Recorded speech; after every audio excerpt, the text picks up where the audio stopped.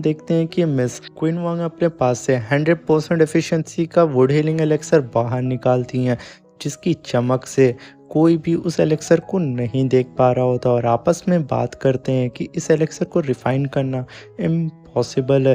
तभी मिस वांग कहती हैं कि कुछ भी इम्पॉसिबल नहीं होता है और इस एलेक्सर को हमारे क्विनान ने ही रिफाइन किया। ये 100% एफिशिएंसी का वुड हीलिंग एलेक्सर है और इस बात को कहते ही मिस उस एलेक्सर को एकदम बाहर निकाल देती हैं और चारों ओर एकदम रोशनी फैल जाती है, जिसकी वजह से कोई भी उस एलेक्सर की पावर को सही तरीके से अपनी आंखों से देख नहीं पाता और सबके सब अपने मन में सोचते हैं ऐसे एलेक्सर्स के बारे में सिर्फ हमने अपनी किताबों में पढ़ा था। और ये कह कर के वो लोग रोने लगते हैं और कहते हैं कि हम लोग कितने ज़्यादा खुशकिस्मत है कि हमने अपने सामने 90% एफिशिएंसी का एलेक्सर देखा। और ये कह कर के वो लोग और भी ज़्यादा रोने लगते हैं और चिल्ला चिल्ला के कहते हैं कि हम जा अब स्वॉर्ड बिजनेस लीग में ही ज्वाइन होंगे। और ये कह कर के वो लोग वहाँ से तुरंत स्वॉर्ड बिजनेस लीग की ओर भाग जाते हैं। तभी वो बंदा जो क्यूआई था, जो पहले स्वॉर्ड बिजनेस लीग के बारे में बुरा भला कह रहा था, वो अब आकर के क्विनान को मक्खन लगाने लगता है। तभी चीफ लियो बोलते हैं, आखिर आप ये क्या कर रहे हैं, आप तो हमारे साथ ज्वाइन होना चाहते थे। तभी वो बंदा कहता है, जो ज़्यादा पावरफुल होगा हम उसी के साथ जाएंगे। फिर वो जाकर के क्विनान से सॉरी बोलता है और कहता है कि प्लीज़ मास्टर, आप हमें अपने साथ ज्वाइन कर लें। मगर क्विनान उसे भाव नहीं देता है, मगर वो फिर क्विनान की ओर आगे बढ़ के उसको और भी ज़्यादा बटरिंग करने लगता है और कहता है, मास्टर मुझे माफ़ कर दे, मेरी ज़बान फिसल गई थी, मैं एक नंबर का गधा हूँ। तभी मिस वॉन्ग का असिस्टेंट बोलता है कि शायद तुम एक नंबर के गधे हो जो यहाँ पे आकर के बकवास कर रहे हो, क्योंकि हम लोग तुम्हारी बात में नहीं आने वाले हैं। तभी वो जैसे ही क्विनान के पास जा कर के और भी कुछ बोल पाता, तभी क्विनान उसके पास आकर के बोलता है कि अगर तुमने एक लफ्ज़ भी और भी चिकनी चुकड़ी बातें की तो मैं अपनी तलवार से तुम्हारी गर्दन को यहाँ पे उड़ा दूंगा। ये कह कर के क्विनान उसकी ओर देखने लगता है। तभी वो बंदा कहता है, अरे मुझे माफ़ कर दो, मुझसे बहुत बड़ी गलती हो गई। मगर क्विनान कहता है, माफ़ कर दो, अगर दोबारा तुमने चिकनी मुकड़ी बातें और भी की तो यकीन मानो मेरा कि मैं यहाँ पे तुम्हारी गर्दन को उस धड़ से अलग कर दूंगा। ये बात कहते ही क्विनान एकदम सीरियस हो जाता है। तभी वो बंदा कहता है, मास्टर मुझे माफ़ कर दीजिए, मैं तो आपके आसपास भी नज़र नहीं आऊँगा। अभी क्विनान कहता है, अच्छा मैं तुम्हें जाने दे रहा हूँ, और वैसे भी मैं अपनी तलवार को गंदी नहीं करना चाहता हूँ तुम्हें मार करके। तभी वो बंदा वहाँ से रोते हुए जाता है और अपने आप को खींच के थप्पड़ मारता है और कहता है कि मैं कितना बड़ा गधा हूँ, और अपने साथियों से कहता है कि ये सब करने से पहले तुम लोग मुझे रोक नहीं पा रहे थे।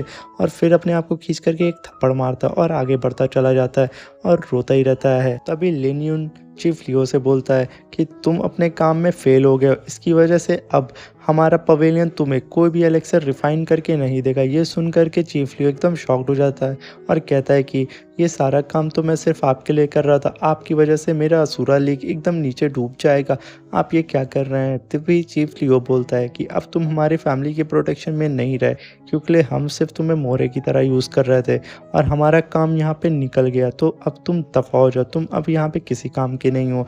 तब यहाँ देखते हैं कि हम लिन यून जा कर के क्विनान के बगल में खड़ा होकर बोलता है कि मुझे उस समय शादी के टाइम ही तुम्हारे धड़ को सर से अलग कर देना चाहिए था, मगर मुझसे बहुत बड़ी गलती हो गई कि मैंने उस टाइम तुम्हें वहाँ पे छोड़ दिया। तभी क्विनान कहता है, वो तो तुम्हारी बुरी किस्मत थी कि तुमने मुझे छोड़ दिया। मगर लिन यून कहता है, हाँ तुमने सही बोला, बट अगली बार, इस बार जो सेक्ट कंपटीशन होगा उसमें मैं तुम्हें नहीं छोड़ूंगा। तभी क्विनान बोलता है, वो तो वक्त ही बताएगा कि कौन जीतेगा और कौन हारेगा।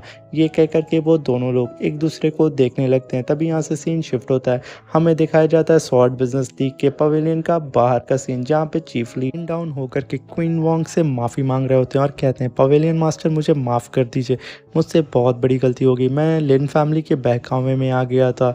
ये कह कर के वो वहाँ बैठ कर के रोने लगते हैं। तभी आसपास की पब्लिक कहती है, क्या ये तो चीफ लियो हैं, असुरा लीग के प्रेसिडेंट, वो आखिर यहाँ क्या कर रहे हैं। तभी हम देखते हैं कि क्वीन वोंग अंदर क्वीन नान के साथ चाय पी रही होती हैं और आपस में ही डिस्कस कर रही होती हैं आज की सारी सिचुएशन के बारे में और उस चाय का आनंद उठा रही होती हैं। तभी हम देखते हैं कि मिस क्वीन वोंग का असिस्टेंट मिस क्वीन वोंग के पास आकर के बोलता है, मिस एक दिन से ही चीफ लियो बाहर अपने नील डाउन होकर के बैठे हैं और वो आपका इंतज़ार कर रहे हैं, क्या मैं उन्हें अंदर बुला दूं। तभी मिस वोंग पूछती हैं क्विन नान से, क्या हमें उसे अंदर बुलाना चाहिए। तभी क्विन नान बोलता है कि मैं आपसे ज़्यादा बिजनेस के बारे में नहीं जानता हूँ, मगर अगर आपने चीफ लियो को अपने साथ में मिला लिया तो आपको काफ़ी ज़्यादा प्रॉफिट होगा इस बिज़नेस में, क्योंकि इस पूरे शॉर्ट सिटी में सिर्फ 2 ही मेंबर थे जो कि एलेक्सर को सेल करते थे। एक तो आप, दूसरा चीफ लियो, अगर ये दोनों लोग एक हो जाएँगे तो उससे आपको काफ़ी ज़्यादा बेनिफिट होगा और आप इस पूरी सॉर्ट सिटी में राज करेंगी, जो कि आपका सपना था। ये कह कर के क्वीन नान मिस वॉन्ग को देखने लगता है और हँसने लगता है। तभी मिस वॉन्ग कहती हैं कि क्वीन नान, तुमने तो मेरे दिल की बात समझ ली, तुमसे बेहतर मुझे तो इस दुनिया में कोई नहीं समझ सकता है।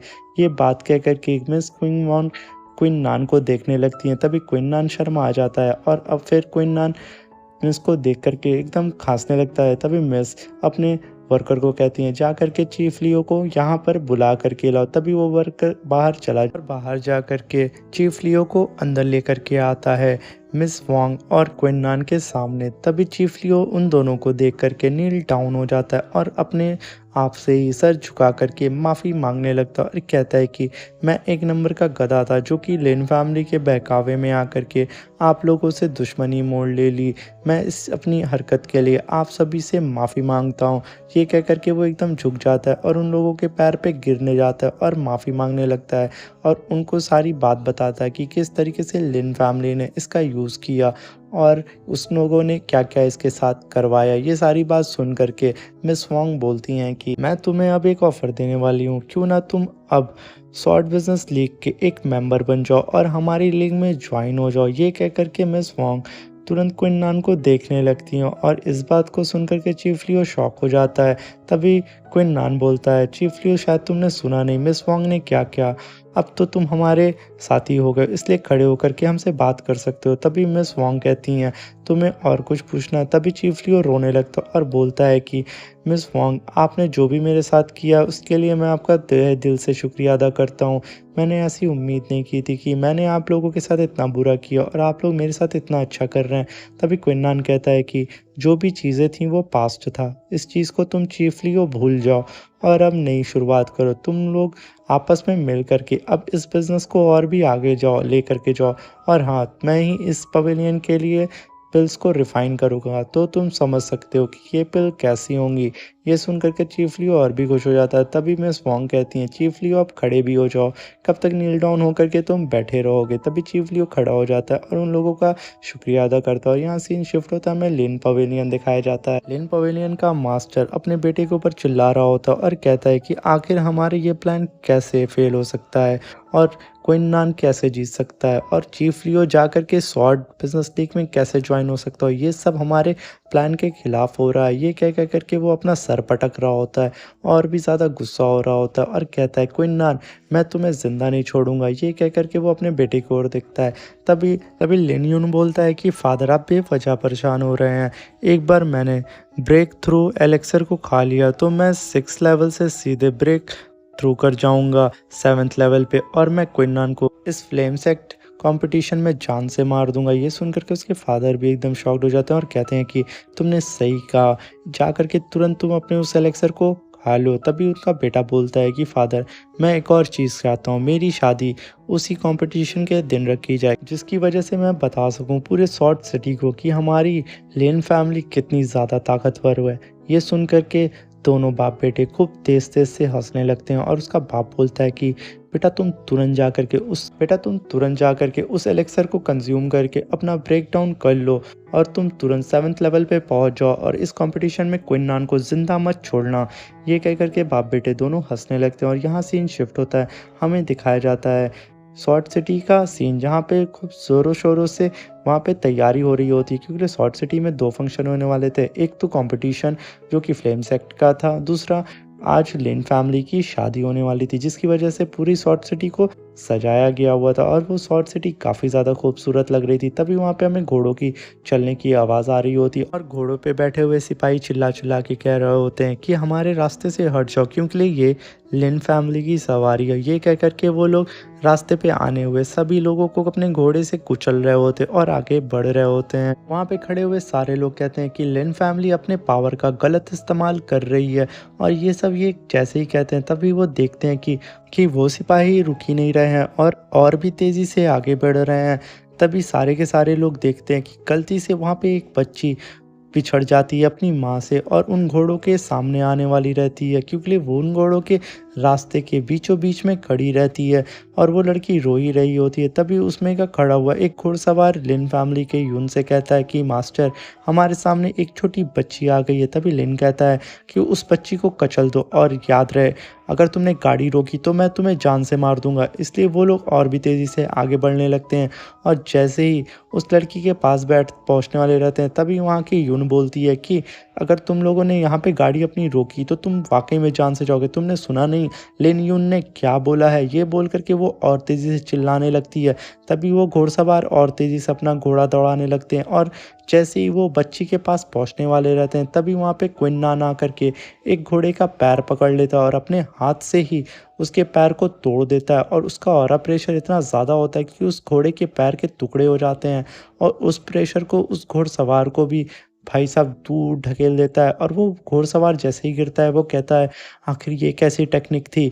और यहाँ पे खड़े हुए सारे लोग भी शॉक्ड हो जाते हैं, क्विन को देखने लगते हैं और क्विन उस बच्ची को अपनी गोदी में उठा करके अपने हाथ को उन लोग की ओर किया रहता है और कहता है कि और किसी को जल्दी है यहाँ से जाने की। तभी वहाँ पे एक सिपाही दौड़ करके जा करके कहता है लिन से कि मास्टर, क्विन ने हमारे आगे आकर के इस गाड़ी को रोक दिया है। तभी ये बात सुन करके लिन फैमिली का मास्टर यून तुरंत उस घोड़सवार का गला दबा करके उसे वहीं पे जान से मार देता है और कहता है कि तुमने इतनी बुरी खबर मुझे सुनाई कैसे? और तभी उस लड़की से पूछता है कि क्या तुमने हमारी शादी में उसे इनवाइट किया था? तभी वो लड़की कहती है नहीं, क्योंकि इसी लड़की से क्विन की शादी होने वाली रहती है और जब क्विन की कल्टीवेशन डिस्ट्रॉय हो जाती है तो इसने क्विन से शादी करने के लिए मना कर दिया था, क्योंकि ये लड़की किसी पावरफुल से शादी करना चाहती थी। बट यहाँ पे हम देखते हैं कि क्विन अभी भी उस बंदे को देख रहा होता है और वो बंदा क्विन के पास आकर के बोलता है, क्विन, मैं यहाँ पे तो तुमसे लड़ना नहीं चाहता हूँ। ये सारी चीज़ें हम क्यों ना कंपटीशन में डिसाइड करें कि कौन ज़्यादा पावरफुल है और कौन ज़्यादा कमज़ोर है। ये कह कर के वो अपनी गाड़ी पे बैठ जाता है और कहता है, क्विन, तैयार रहना इस कंपटीशन में आमने सामने आने के लिए। मगर क्विन कुछ भी जवाब नहीं देता है और कहता है कि बस तुम संभल के जाना और मरना मत, क्योंकि तुम मेरे हाथों से ही मरोगे। तभी लिन यून अपनी गाड़ी पे बैठ करके और गाड़ी का पर्दा गिरा करके वहाँ से चला जाता है और क्विन को वहाँ पे खड़ी हुई सारी पब्लिक देखने लगती है और क्विन की तारीफ़ करने लगती है कि आखिर क्विन कितना ज़्यादा अच्छा है कि उसने उस बच्ची को भी बचाया और लिन फैमिली के यंग मास्टर को सबक भी सिखाया। ये बात कह कर के सारी पब्लिक क्विन की जय जयकार लगाने लगती है, मगर वो खुद में सोचती है कि लिन फैमिली का यून काफ़ी ज़्यादा पावरफुल है, कहीं वो क्विन को इस कंपटीशन में हार्म ना कर दे। ये कह कर के वो लोग काफ़ी परेशान भी होते हैं और यहीं पे ये सीन शिफ्ट होता है। हमें गवर्नर मेंशन का सीन दिखाया जाता है, जहाँ पर गवर्नर दोनों फ्लेम सेक्ट के इनर डिसेबल का वेलकम कर रहे होते हैं और हमें दिखाया जाता है पहली तो बुको होती है, दूसरा उसके साथ आया हुआ दूसरा मेंबर होता है जो कि ये भी इनर डिसेबल होता है फ्लेम सेक्ट का। यहीं हमारा ये एपिसोड ख़त्म हो जाता है। होप्स आपको ये एपिसोड अच्छा लगा हो। अगर अच्छा लगा हो तो लाइक कर दें, चैनल पे नए आए हैं तो सब्सक्राइब कर दें और भी ज़्यादा पसंद आया हो तो कमेंट करें और अगर नेक्स्ट एपिसोड चाहते हैं तो भी ज़रूर कमेंट करें। Thank you, bye bye.